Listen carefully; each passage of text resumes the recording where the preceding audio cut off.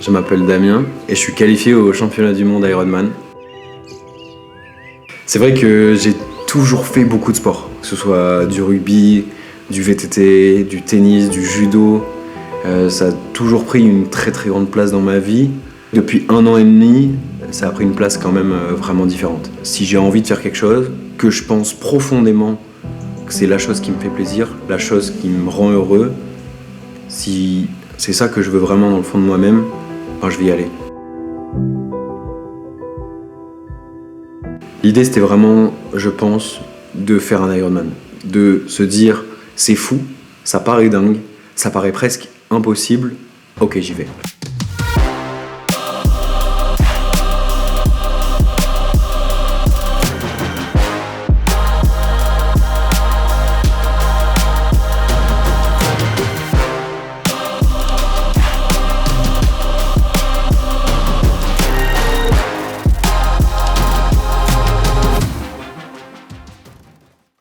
Le sport, c'est venu tout petit déjà.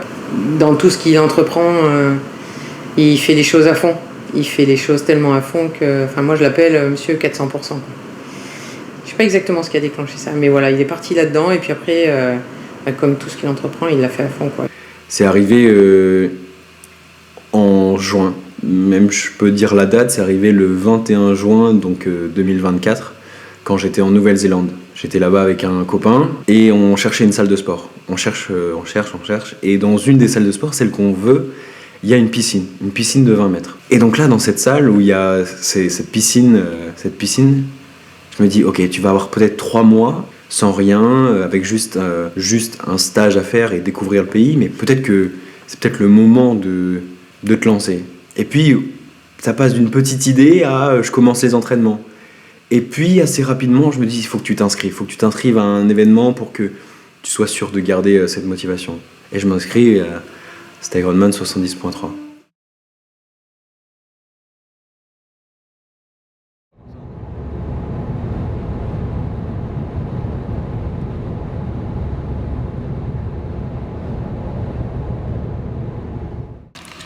Bon, déjà, elle commence à être pas mal usée, mais ça, c'est une chose, mais c'est pas très grave. C'est plutôt que ça s'est cassé là. Donc, c'est le truc qui permet de serrer vraiment la chaussure. Et du coup, vu que moi, je vais les mettre normalement peut-être directement sur le vélo, moi, je vais les serrer comme ça en étant sur le vélo. Du coup, si ça bug, parce que là, en fait, je suis obligé d'appuyer, c'est une galère. Je me suis dit, je veux pas prendre de risque. À partir, c'est une nouvelle chaussure directe. Et je savais pas trop quoi prendre et je me suis dit, celle-ci, ça fait 1 an que tu les as, elles sont vraiment super. Tu les kiffes bien. Si tu repars sur le même modèle, ce sera très bien. Donc, on est parti là-dessus. Franchement, elles sont super belles. Je suis trop content. Ouais, ça va être cool. Il fait pas chaud ici quand même. Hein. Tu m'emmènes dans un endroit là. Putain. Il fait un grand soleil. Je pense qu'on va se régaler aujourd'hui. On va se régaler. Il faut vraiment des petits doigts pour ça. Hein.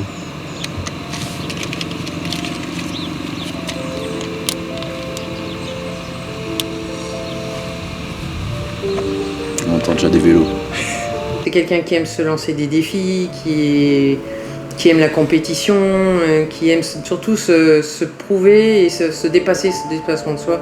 C'est quelque chose qui l'anime au quotidien, dans tout ce qu'il fait. Il a cette volonté assez énorme, dont je suis très très fière. Je suis pas mauvais, pardon, mais je veux gagner.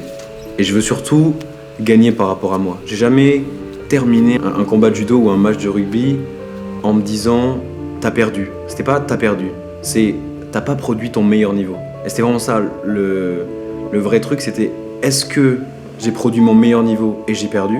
Et dans ce cas-là, c'est pas grave, c'est ok, il y aura toujours des gens meilleurs que toi. Si j'ai produit mon meilleur niveau, c'est ok. Si j'ai pas produit mon meilleur niveau et qu'on a perdu à cause de ça, que ce soit tout seul ou à plusieurs, là je vais me sentir frustré. Donc ouais, je vais toujours vouloir être au meilleur de mon niveau. Vamos.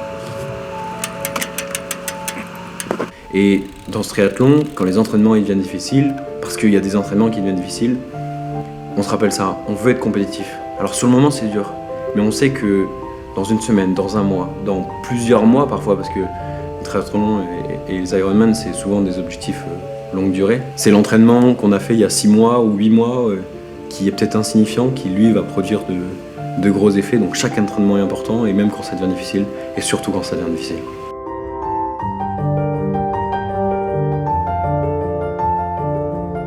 C'est un shift mental où il faut accepter la douleur. La douleur, c'est qu'un signal qui est envoyé par notre corps pour nous dire qu'il y a quelque chose qui est en train de se passer. Et c'est ok, c'est normal.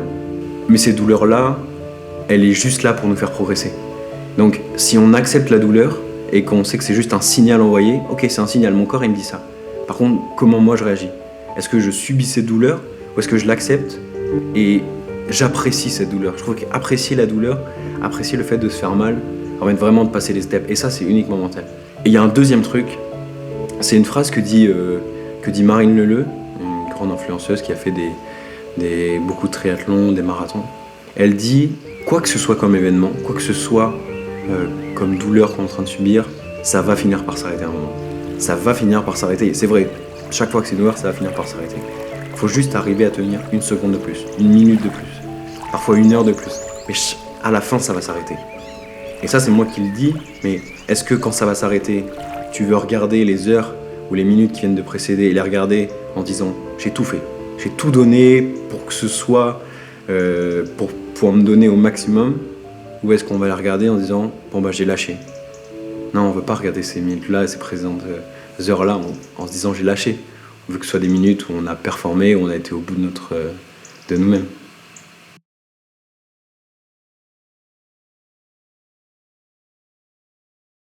On a commencé dès ce matin de commencer la recharge glucidique. Donc, l'idée c'est de manger un maximum de glucides pour être le plus en forme dimanche.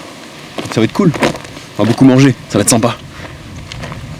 La bonne confiture avant le vent. Ouais. Bonne confiture de fraises de maman. Ça c'est des glucides gratuits, faciles. Si je fais sub 3 dimanches, c'est uniquement grâce à la confiture de fraises de maman. Voilà, il faut le savoir. Les entraînements, c'est vraiment anecdotique à côté. Hein. C'est un peu de la triche. Hein. Bientôt, dans les listes de produits dopants, il y aura EPO, testostérone, confiture de fraises de Patricia Longchamp. Voilà, il faut le savoir quand même. Ça va arriver très très vite. Restez connectés.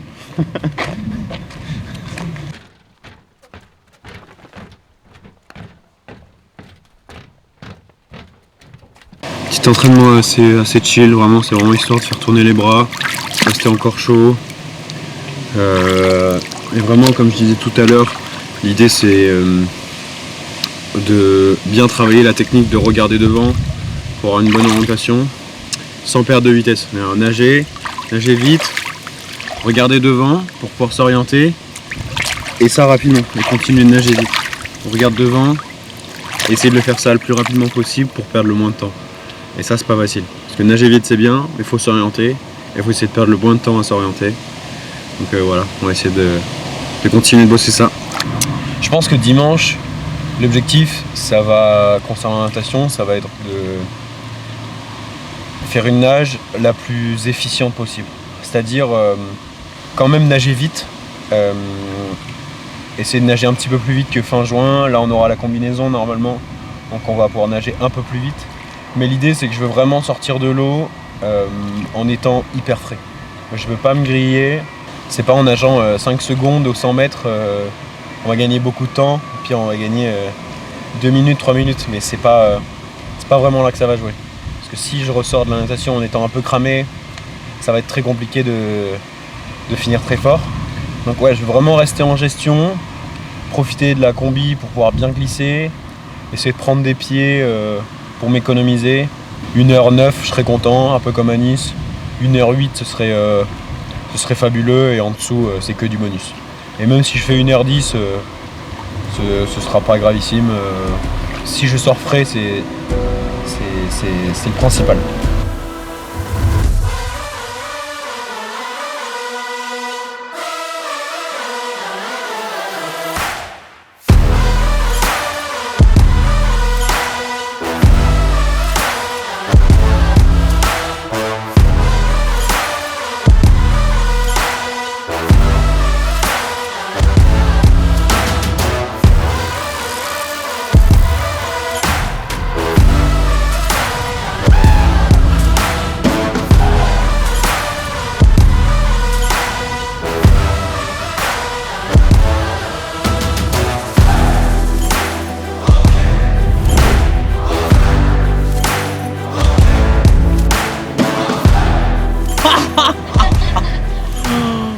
Oh la folie putain. Oh la descente de fou. Ah ouais, c'est une dinguerie.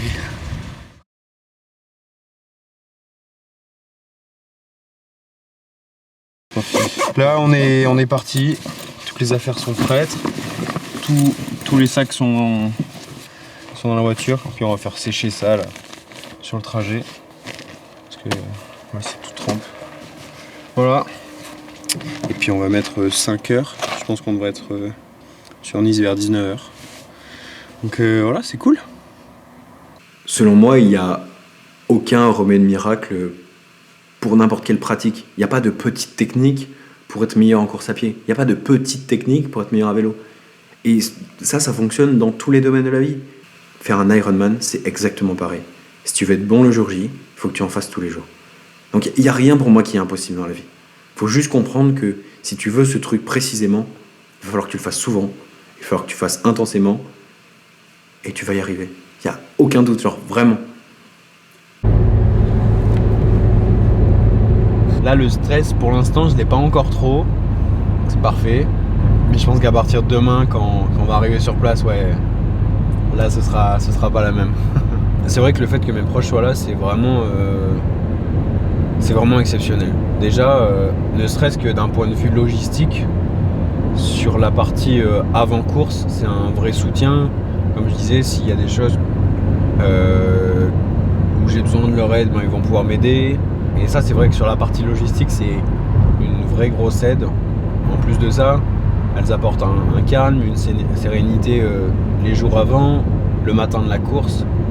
Et puis sur la course, avoir des gens qu'on apprécie, dès lors qu'on sort de la natation, c'est juste dingue. Qu'on soit content ou pas content de ce qu'on vient de faire, ça apporte un soutien de dingue et on se sent pas tout seul. Par rapport à l'Ironman de Nice fin juin, j'ai essayé de mettre des choses en place pour améliorer ma performance. Les deux gros axes d'amélioration, ils vont être sur la partie vélo et course à pied. En vélo, j'ai eu plusieurs problèmes mécaniques, donc j'ai essayé de mettre tout en place pour pouvoir arriver avec un vélo le plus performant possible, pour éviter au maximum les risques. Vraiment, c'était le mot d'ordre de ces 2 mois, c'est arriver avec le vélo le plus prêt possible, et franchement le vélo il est prêt, donc c'est cool. Et puis il y a eu quand même un gros travail à vélo de fait. L'idée c'est que je veux vraiment diminuer ce temps vélo. Là dimanche, l'objectif c'est de prendre un peu plus de risques en vélo et en course à pied. C'est d'appuyer un peu plus fort sur les pédales, c'est de courir un peu plus vite. Alors forcément ça va être plus dur, je pense, en termes de souffrance, en termes d'intensité. J'ai quand même aussi pas les mêmes ambitions en course à pied. Là, le rêve un peu dingue, et c'est vraiment dingue, le terme dingue, c'est bien choisi. c'est que j'aimerais bien faire moins de 3 heures sur le marathon.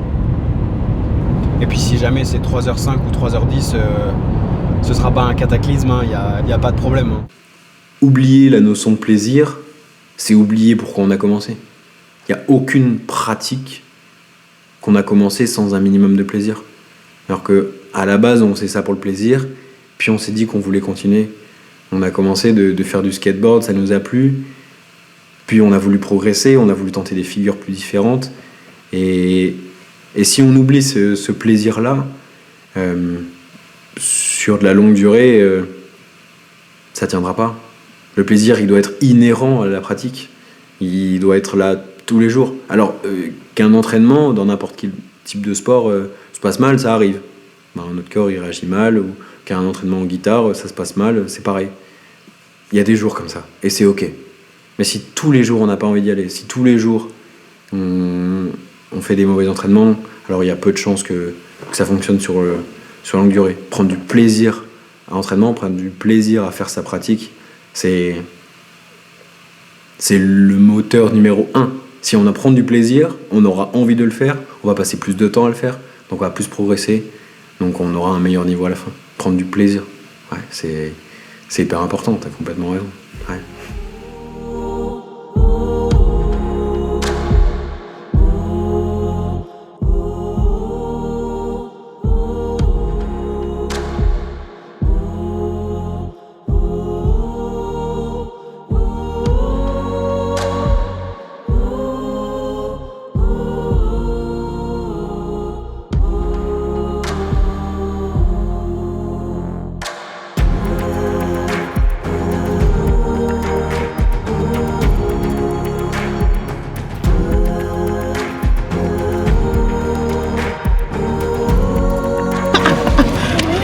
Oh la folie.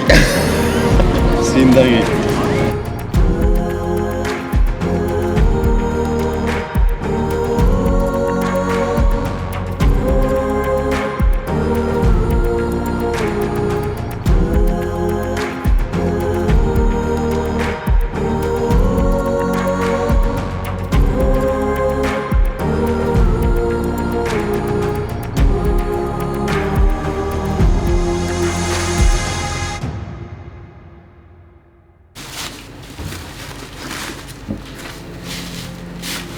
Mais tu déranges pas du tout, t'inquiète.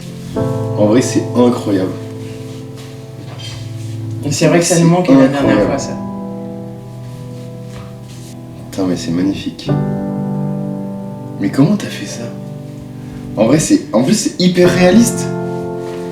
Ah bah, C'est- j'ai mis quelques temps quand même. Les Mais chaussettes, c'est le vélo ressemble de fou. c'est par rapport à des photos de Damien. Oui, pas tout. Putain, mais c'est trop fort. C'est incroyable. Voilà. Quand il a fait son premier marathon à Paris il y a juste 2 ans, jamais 2 ans après on aurait imaginé en être là, quoi. On l'a vécu avec fierté, impressionné, et puis impressionné de l'engagement qui met derrière les heures et les heures par semaine à s'entraîner, et tout ça avec régularité. Il n'a pas abandonné, impressionnant. Notre corps, il veut juste survivre. Si tous les jours on court, il va apprendre à construire du muscle, à faire que notre sang aille plus vite aux muscles, qu'il transporte plus d'oxygène. Bref, il va faire les adaptations nécessaires pour qu'on apprenne à courir et qu'on soit très fort en course. Et ben ça, c'est vraiment ce qui se passe dans la vie. C'est-à-dire que si on fait du dessin tous les jours, et ben on va devenir meilleur au dessin. Et voilà, l'Ironman, il échappe pas à ça. Si on veut arriver à faire un Ironman, un triathlon longue distance comme ça, et ben il n'y a pas de secret. C'est juste un entraînement hyper régulier, presque tous les jours. Et pour n'importe quelle personne, pour moi, je pense que c'est possible de finir un Ironman. Je pense que le plus grand apprentissage ou le plus grand changement qu'il y a eu dans ma vie depuis le triathlon, c'est que j'ai l'impression que ça a donné comme une sorte de sens. C'est-à-dire que je sais pourquoi je me lève le matin.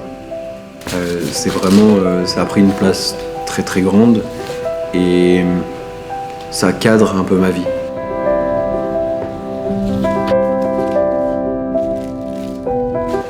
Et c'est vrai que le fait de pouvoir être en compétition avec d'autres personnes, ça ajoute une grande dimension.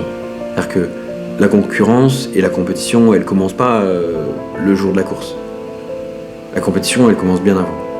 C'est comment tu vas faire pour être le plus près le jour de la course. Parce que quand on commence la course elle est déjà terminée. La course, elle s'est préparée à l'entraînement. Alors oui, il y a des faits de course qui peuvent être vraiment inhérents à la course, mais comme tu dirais, un entraînement difficile, une course facile. Et un entraînement qui est réussi va permettre d'avoir une course réussie. Et le fait de se dire que pendant des semaines, des mois, on va s'entraîner pour un objectif qui va être un jour précis, ça permet de garder le cap. Dimanche, j'aurai probablement l'un des vélos les moins chers du parc à vélo. Je pense sincèrement qu'avoir le meilleur matériel pour chaque chose qu'on commence, c'est pas nécessaire.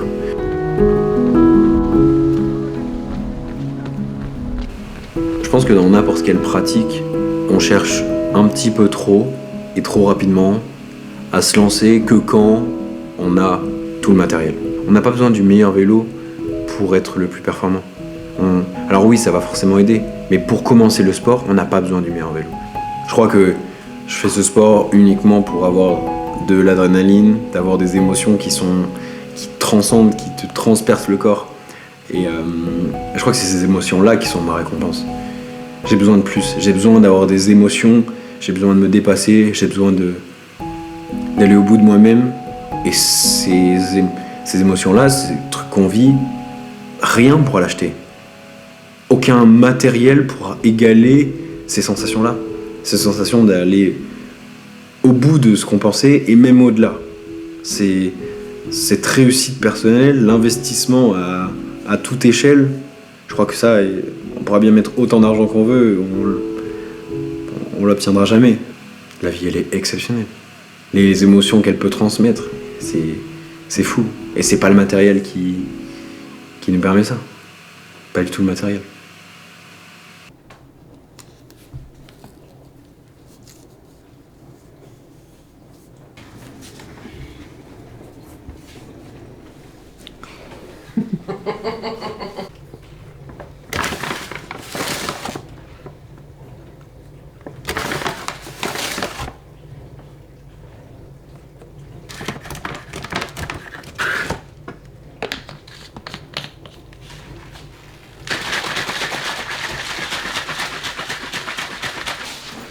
On est très très bien. Je me sens vraiment prêt, j'ai vraiment envie là. Là j'ai vraiment envie d'y aller, je crois. Des fois j'avais un peu de l'appréhension, tu vois, du stress et tout. Là j'ai juste trop envie d'y aller. Trop hâte d'être devant cette ligne là, dans l'eau, tous ensemble. Et puis d'entendre le coup de feu et hop, c'est parti. Et là, tout le stress, tout le peu de stress qu'il y a, il sera complètement disparu, ce sera que du kiff. Je pense que le mot d'ordre pour aujourd'hui, c'est vraiment se faire plaisir. Il n'y en aura pas tous les jours des championnats du monde Ironman, qui plus est en France, vu que c'est le dernier. Donc vraiment se faire plaisir. Et puis quand même se mettre un peu dans le rouge. L'idée c'est vraiment que je sois fier de moi. Ce soir. Et je serai pas fier de moi si je me suis pas donné au max. Sans jamais trop se mettre dans le rouge. Mais quand même s'empoigner sérieusement.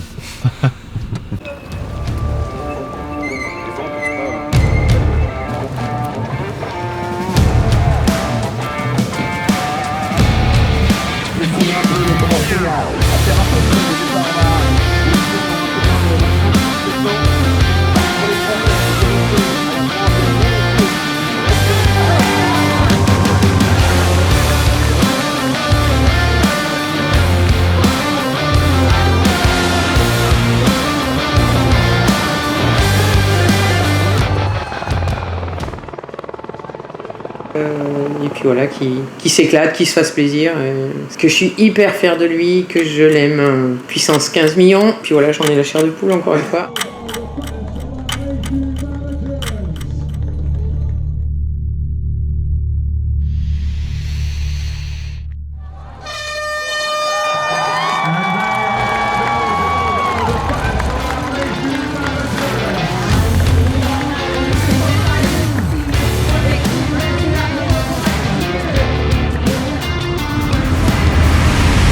fais un bon départ, j'essaie d'éviter. Donc là, c'est là où on est le plus dense.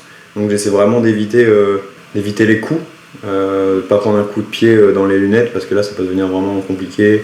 Si la personne te casse les lunettes, si la personne te fait arracher les lunettes, là, tu peux perdre plusieurs secondes, voire plusieurs minutes. Je vois 1h04, je suis comme un dingue. Mais vraiment, je suis comme un dingue. Genre, même dans mes rêves les plus fous, j'aurais pas pensé faire 1h04. Très très content et ça booste. En fait, ça change pas grand chose. Entre 1h08 et 1h04, il y a 4 minutes, c'est dérisoire sur un temps final de course.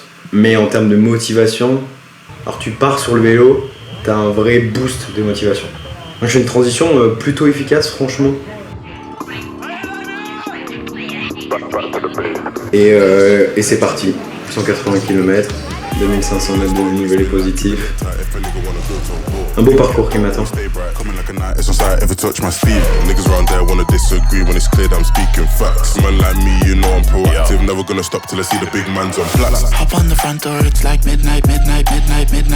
Don't lose your grip cause you might fall out again. Off-white whip, need for speed. I'm not switching the lane. Pick up the pace.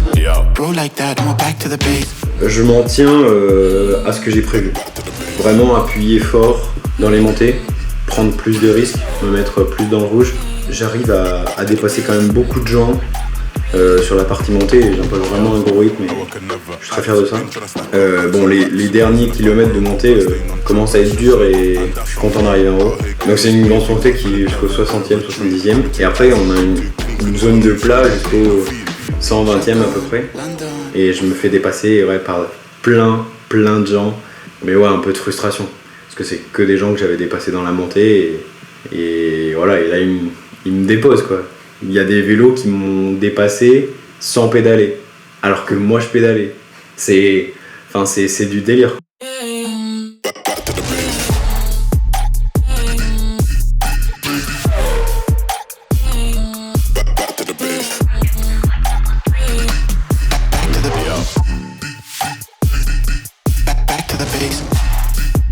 Puis autour du 120e, on attaque la partie descente.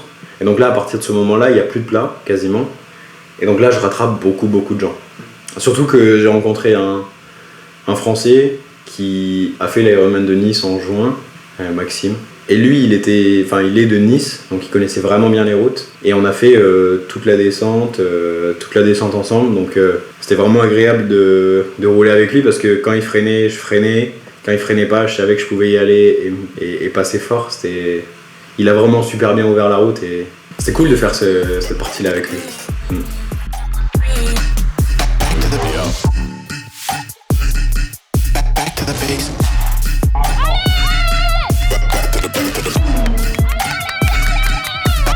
Je pose le vélo en étant super fier de ce que j'arrive à produire. Je récupère mon sac, on fait une belle transition, franchement je suis assez rapide. Je change les chaussettes, je prends le temps de changer les chaussettes, elles sont un peu mouillées, je sens que j'ai transpiré. Et avec cette chaleur, j'ai pas envie de me créer des ampoules, des trucs comme ça, donc ça me fait perdre 20-30 secondes, mais je pense que j'y gagne sur la suite. Et c'est parti pour la course à pied.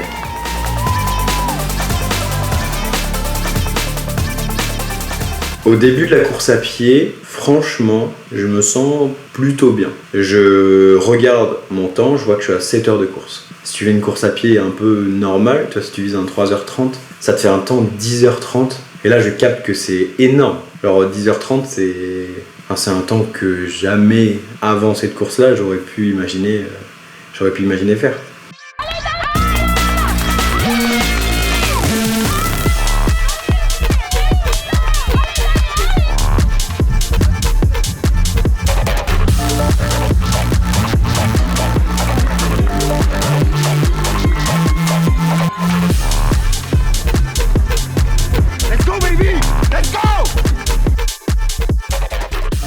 J'avais quand même un très gros objectif de course à pied, j'aurais aimé faire moins de 3 heures, mais tenter moins de 3 heures, c'est prendre un énorme risque. C'est-à-dire partir à une allure vraiment soutenue. Au vu de ce que j'ai fait sur le vélo, c'était franchement risqué.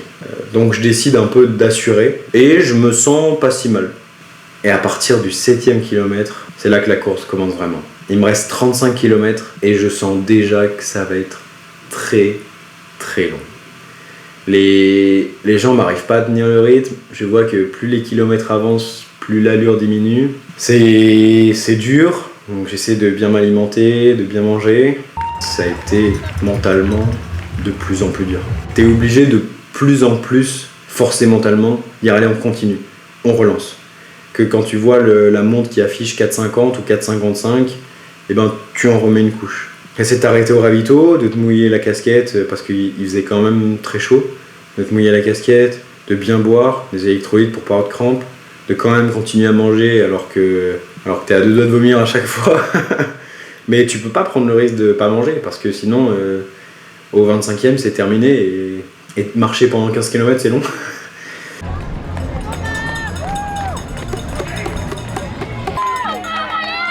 Et à partir du 28e, là ça devient vraiment sérieusement dur. Et j'ai jamais autant serré les dents.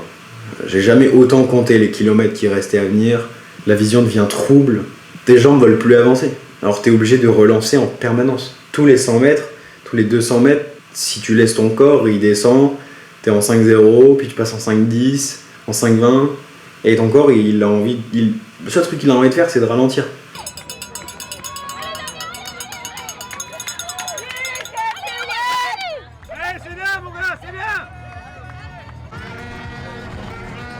Kilomètres avance, mais tellement doucement, ça paraît une éternité. 13 km, enfin, quand on est au 30e, il reste donc 12 km, ça paraît interminable. On compte les kilomètres, 12, 11, 5, 11, 10, 5, 10, ça n'avance pas, c'est atroce. Le seul truc qui me fait du bien, c'est quand les gens au bord de la route m'encouragent. Quand je passe devant ma famille, c'est dingue. Et ça rebooste vraiment. Ça, c'est le seul truc qui te fait un peu sortir la tête de l'eau.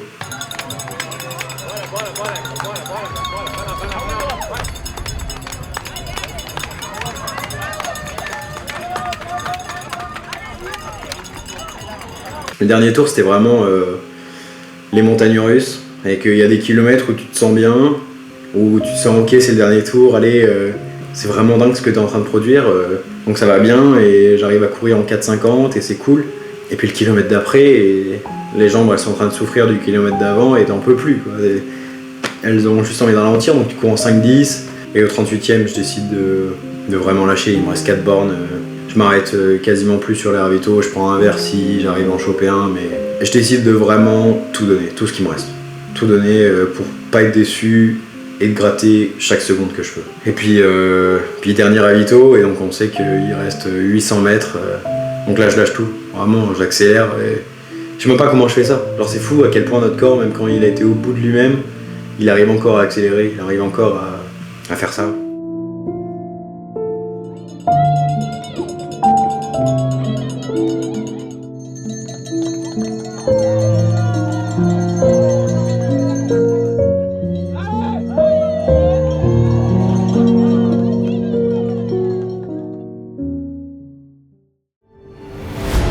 Et ouais, c'est dingue.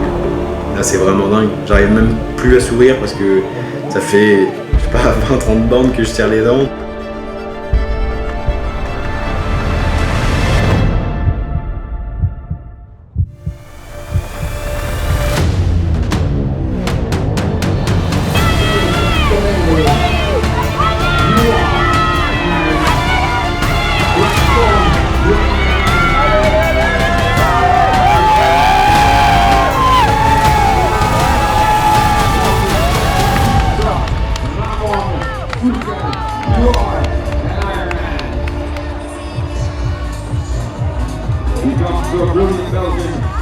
Oh là là, tellement fier de lui.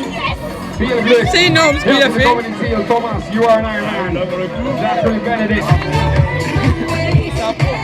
We jump over to the US, celebrating along the finish line, along the magic carpet where all the pain goes away. Congratulations, Eric and Sam Johnson from the UK. Je suis hyper content. Franchement, je suis hyper content. Et ce que j'ai pas eu sur les 2 premiers Ironman, c'est qu'enfin, je suis allé au bout de moi-même, et là les nerfs ils craquent complètement. Je pleure pendant 3 minutes non-stop, et c'est incontrôlable. C'était tellement dur pendant si longtemps, la course à pied, il a fallu tellement que les nerfs soient sois serré, les dents serrées. Mentalement, il a fallu tellement forcer que quand je m'assois et que mon corps sait que c'est fini, il craque. Mais il craque comme j'ai jamais craqué de ma vie. Alors c'était indescriptible et incontrôlable.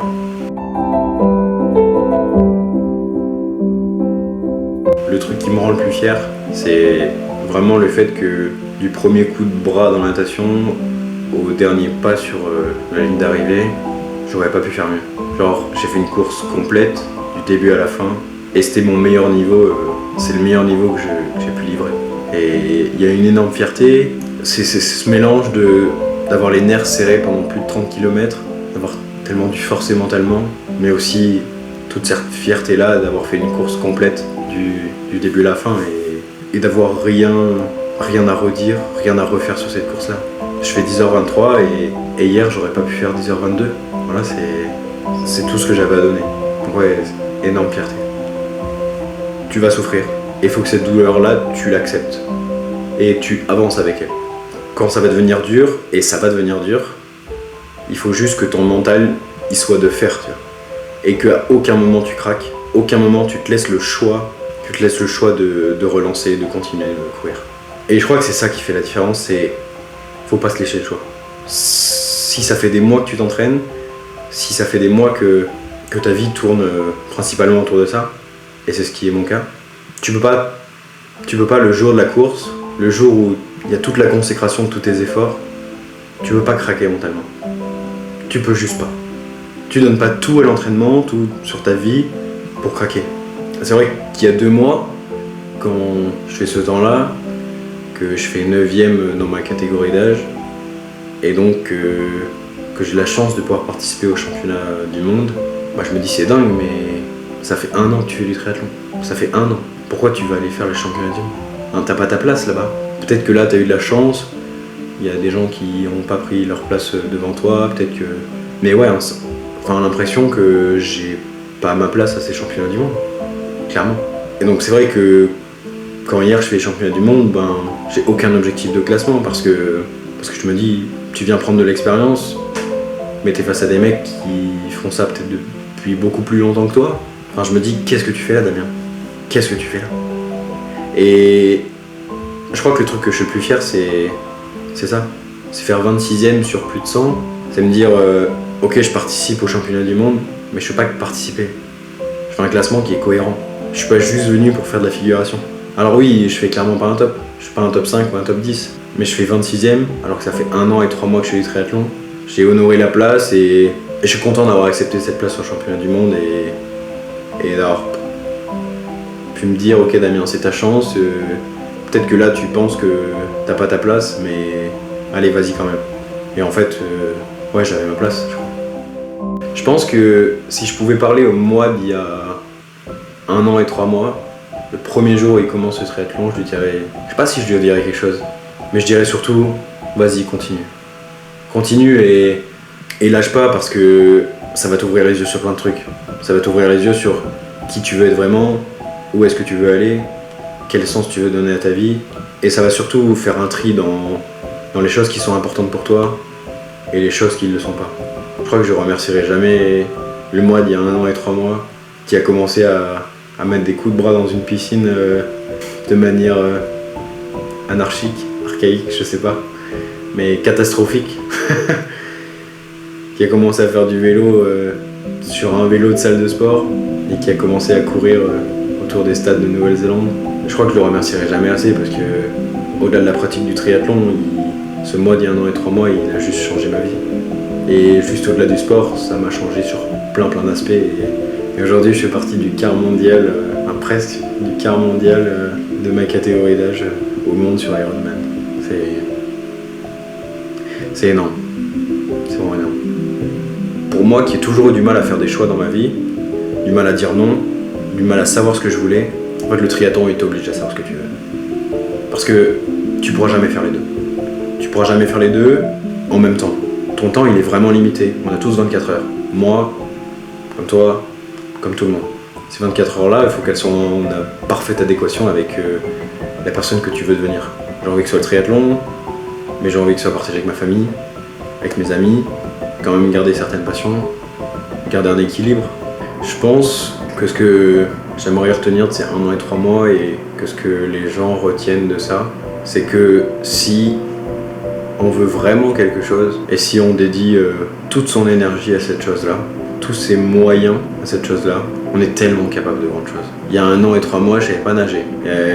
J'avais jamais fait de vélo de route et j'avais à peine couru. Mais il faut juste se dire, oui, je peux le faire. Oui, ça va être dur, mais oui, je peux le faire. Que ce soit dans le sport, dans quelque chose qui nous tient vraiment à cœur, il faut prendre ce risque. Prendre ce risque et y aller. Et essayer de tout donner pour ce projet-là. Et je suis trop fier d'avoir tout donné pour ça, mais je suis pas quelqu'un de différent. C'est-à-dire que tout le monde, pour le projet qui lui tient à cœur, il est capable d'y arriver. Et quand ces sacrifices-là, ils se convertissent en une vraie réussite, ben, c'est hyper encourageant et ça montre que tous ces efforts-là, ben, tu les as pas fait pour rien. Et c'est ça qui est super gratifiant, je pense. Quand je vois maintenant le niveau auquel j'atteins, la performance que j'ai réussi à faire hier, je suis choqué. Et en plus de ça, ça me donne vraiment envie de me dire, bon ben, peut-être tu peux aller chercher un peu plus loin. Peut-être tu peux aller voir ce que ça donne si tu continues ce sport encore quelques années. Donc on va pousser la blague un peu plus loin et on verra ce que ça donne dans le futur. Mais ouais, c'est super encourageant pour la suite.